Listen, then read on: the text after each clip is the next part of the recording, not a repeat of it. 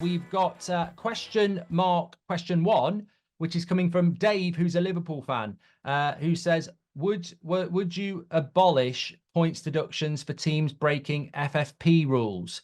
Hi Mark, Dave, a Liverpool fan here, love the show.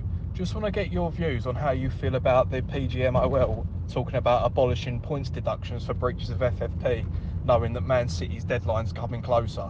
I just think that's a bit iffy from me, mate. Want to get your views on it. Thank you.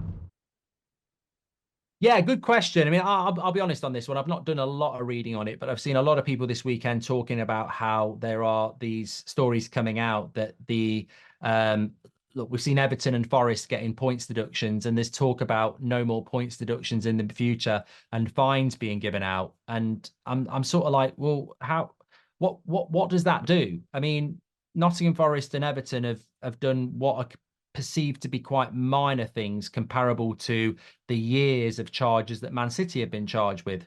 You can't give a fine to a club if they get found out for doing something. I mean, look, with Man City, they did something Newcastle can't do. Newcastle are the richest club in the world, and they can't throw the money in because they've got to earn it compared to revenue, which they don't have. Man City didn't have those rules for 10 years, and they've built a dynasty. What are you going to do? Give them a fine for it?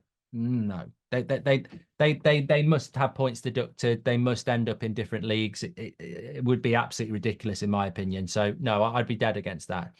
Let's go to our next question on the question mark, which is.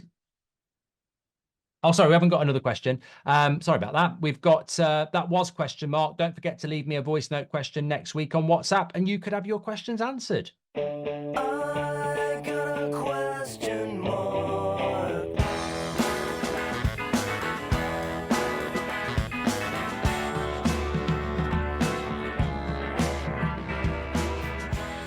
Okay, we only had one question mark there, but we did have a caller, which is why I got confused. We've got Brandon, who's an Arsenal fan, and he is. You're saying you're going to win the league, Brandon, or you're not going to win the league? We're absolutely going to win it. We're going for it. We're going to do it. We're absolutely going to do it.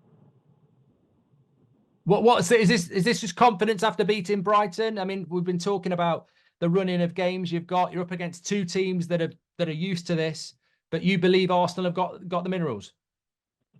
I think the fact that we went through the pain last season, the fact that since the beginning of this year, we've had 11 games, won 10 of them, including out of 11, and the only draw was at City away.